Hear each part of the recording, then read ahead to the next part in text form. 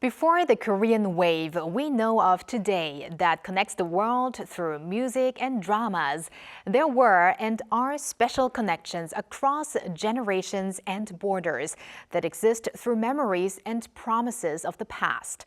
Our Hallyu People guest we meet today is the grandson of a Korean War veteran from Ethiopia whose life reflects the deeper meaning of Hallyu. Let's connect to Professor Israel Fisseha at Kyungsung University in Busan. Hello, Professor Fisseha. Hello, Professor. Oh, 안녕하세요, Hallyu People. Thank you for having me. All right, so Professor Fisseha, how about we start with an introduction of yourself first? Okay, so my name is Israel. So I'm currently an assistant professor in the Global College of Kyungsung University, which is located in Busan. So I also serve as the director of the Global Migration and Social Integration Research Center. I'm originally from Ethiopia. I came to Korea as a descendant of Korean War veteran through a scholarship program back in 2013, September. So I completed both my master's and doctoral studies here in Korea, and today I teach cultural and social dynamics of contemporary Korean society to mainly international students. And I also do research on migrant settlement, social integration, and experience of diverse migrant communities here in Korea. So it is a great honor to be here to share my story with you today. And it is a great honor for us as well. So, Professor Fisseha, we would love to hear more about your grandfather. So how did he come to participate in the Korean War, and what kind of person do you remember him as?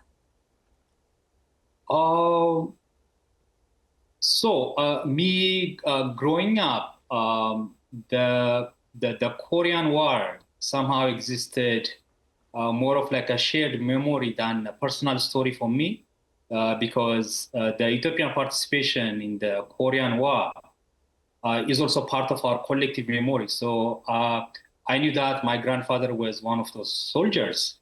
And at home, it was not something that we spoke about that often. So for a long time, it was simply part of who my grandfather was, and not something that I fully understood. So that's my childhood memory of my grandfather. Mm-hmm. And what did the stories about the war mean to you, and how has that affected you growing up?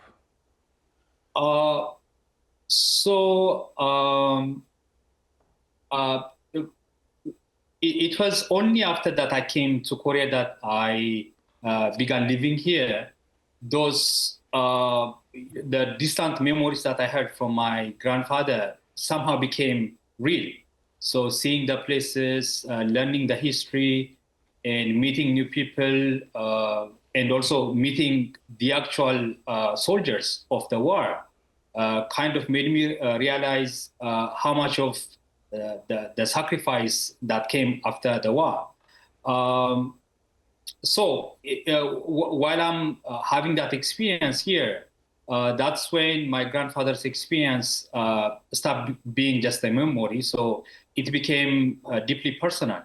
So even now, I sometimes find it hard to believe that I'm living within the legacy of his choices. Mm-hmm. And Professor, your own relationship with Korea really got going with a scholarship program that you mentioned for descendants of Korean War veterans. So could you tell us a bit more about that program and your very first encounter with Korea? Okay. So these days, I mean, I don't want to sound really old, but youngsters have more access to Korean cultural products. But when my first encounter with Korea was not through popular culture, but through Korean themselves. So these days, the Korean music is really popular, dramas, films. You guys are expert on that. But during my time, it was not as popular as that. So my time was quite a bit different. I'm just telling you 20, 30 years back. So my first contact with Korea came through some representatives from a tiny county called Hwachon. So they came as a representative of a scholarship program for specifically for descendants of Ethiopian veterans, and many Ethiopian soldiers at that time fought around the city of Chuncheon and Hwachon. So that's why the scholarship came from that area. So at that time, it was 2009, and I just graduated from a university, and I was a law major, and I was looking for opportunities to come to Korea. And these representatives from Hwachon were actively looking for to connect with descendants of the veterans. And they were looking for a student for a master's program. So I was remembering their dedication, the fact that even though 60, 70 years already passed, they were still committed in remembering the history.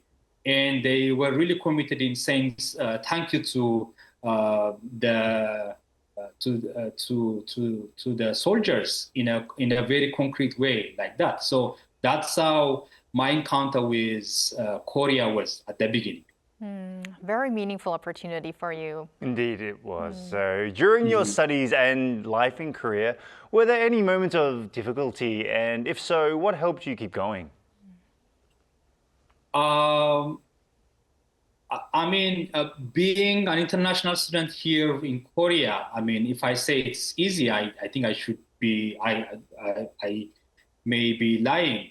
But at the same time, I came with a privilege, and I came also with a program which somehow supported me in so many different ways. So, of course, cultural contact and all those things, there were some moments of difficulty. At the beginning, I encountered the language barrier, even though I was in a Korean language training at the beginning. And then the academic pressure came. So the academic pressure, I'm not used to this type of academic pressure. And it's a very fast-paced society in that way. So, and also there were some moments of isolation as well. But so many different things actually went smoothly. And I actually grew both academically and personally. Yeah. So despite some difficulties that you had, we heard one of the moments you were deeply moved by here in Korea was when Koreans refused to accept taxi fares or money for meals. I mean, assuming that they knew that you were a Korean War veteran descendant. So how did experiences like that shape your perception of Korea? Yeah, that story of me actually became really famous. But there were also other type of gestures that I experienced. But I think collectively, maybe it's because I lived in a city of Chuncheon at the beginning, and maybe as you might have known, there is a Ethiopian museum kind of commemorating the Ethiopian participation in the war, and there is also a statue there. So for most people in Chuncheon, knowing something about the Ethiopian soldiers' participation and also their contribution I mean, they know a little bit of that story. So the moment I say that I'm from Ethiopia, there are these type of positive gestures. But overall, it made me appreciate the Korean society more. So I was already impressed by the scholarship program itself, and I also impressed by the effort of Koreans to remember the war and also the veterans. So, but experiencing that kind of reception later in everyday situation, it kind of reinforced the impression that I have. So those moments made me realize that the idea of remembering history in Korea is not limited to official programs or ceremonies. So it's also reflected in how people behave in their daily lives. So it made me admire Korean and Korean society more. So that's how I would answer this question. Okay. Right, and after completing your master's in doctoral studies, you are now an assistant professor at the Global College of Kyungsung University and the director of the Global Migration and Social Integration Research Center. Now, as an educator working closely with international students, what message do you want to pass on to the next generation? You made me sound a bit old. I'm still young. I'm still. Of course you are. Yeah. So I mean, I was once an international student here. So my status just recently changed as a professor here in Kyungsung. But what I would say is, I think Korea is a place that international students should consider coming and studying. It's actually becoming a wonderful hub for students. And of course, everybody's experience might not be quite the same as mine, but I believe that the academic experience they will have here, it will definitely be quite interesting in so many ways than any other place. So my advice would be consider coming to Korea.